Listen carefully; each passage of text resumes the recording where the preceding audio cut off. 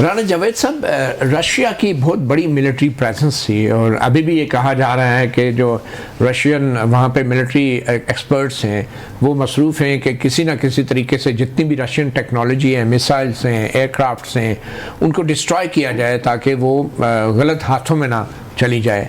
تو یہ Russian intelligence کا بھی ایک بہت بڑا فیلئر تھا، وہ پریڈکٹ نہیں کر سکے اور پہلے سے تیار نہیں تھے، اور جو واحد انہوں نے اپنا اثاثہ بچا لیا ہے وہ بشار الاسد اور اس کی فیملی. دیکھیں جو فور گران کنکلوژنز ہے سیریا کے اوپر وہ یہ ہے کہ چونکہ یہ اسرائیل اور حماس کی جو جنگ ہوئی ہے، جینوسائیڈ جو وہاں پہ ہوا ہے، اس کے بعد جو حزب اللہ ہے بہت زیادہ کمزور ہو گیا، کیونکہ لبنان پہ جب اٹیکس ہوئے ہیں تو ان کا پورا انفراسٹرکچر، ان کی جو second tier top leadership eliminate کی گئی ہے، ان کی سپلائی لائن بھی ڈسرپٹ کی گئی ہے، اور جو ایچ ٹی ایس جو ہے ادلیب باقی جو جگہوں پہ ان کا آلریڈی قبضات ہے وہ گورن کر رہے تھے. ان کے لیے ایک بہت بڑا موقع تھا. پیچھے سے ٹرکی کا انٹرسٹ یہ تھا کہ انہوں نے کردوں کو کسی نہ کسی طرح ڈسمینٹل کرنا ہے، نیوٹرلائز کرنا ہے. تو یہ مجھے یہ لگ رہا ہے کہ کسی درجے میں ایک لوز اسٹریٹجی اور کوآرڈینیشن موجود ہے امریکہ کے درمیان، ٹرکی کے درمیان، اور سب سے بڑی بات اسرائیل کے درمیان.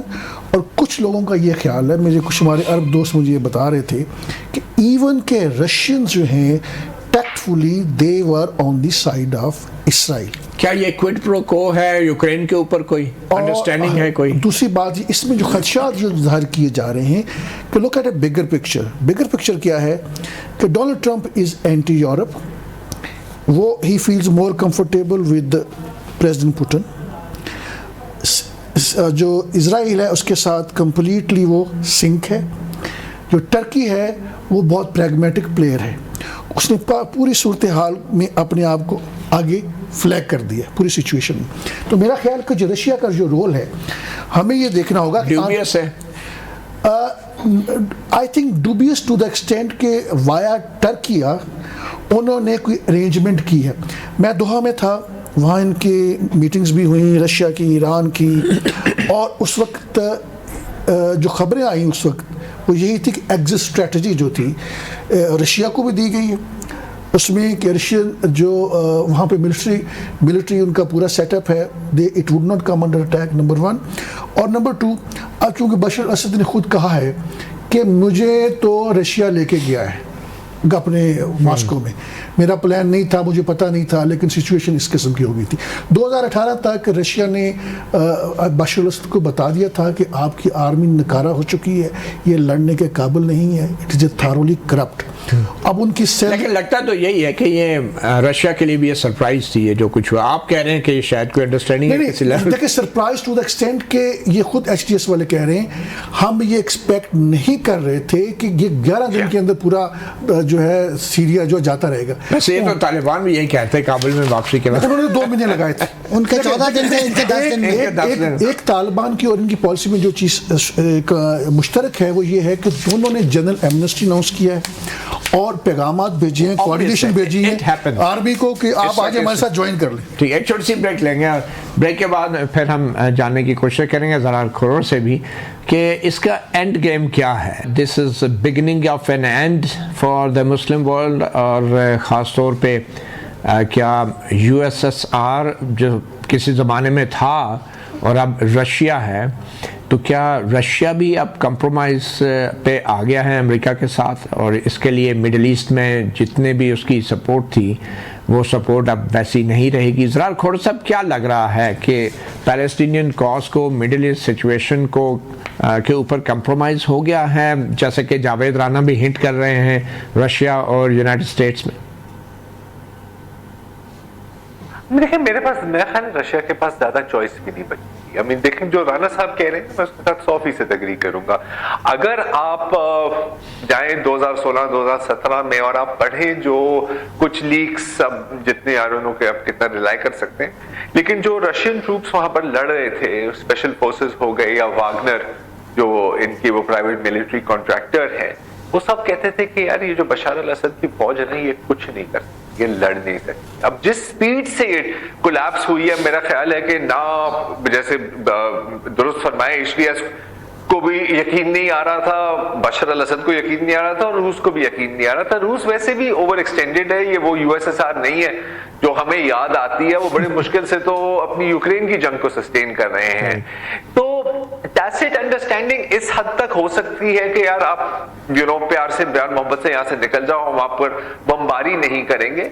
लेकिन जहां तक फलस्तीन की बात है तो बड़े अफसोस के साथ आई हैव टू से कि इजराइल हैज वन, और वो यहाँ नहीं रुकेंगे। वो एक तो गजा की तो नस्ल कुशी वो यकीनन मुकम्मल करेंगे, वेस्ट बैंक को एनेक्स करेंगे, ईस्ट यरूशलेम में जो लैंड ग्रैब्स कर रहे हैं वो सब भी आपके सामने है।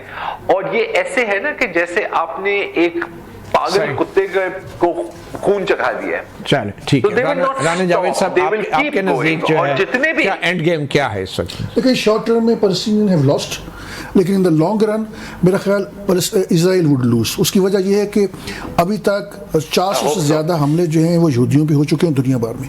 पब्लिक अवेयरनेस का लेवल बहुत ज़्यादा ऊपर हो गया है।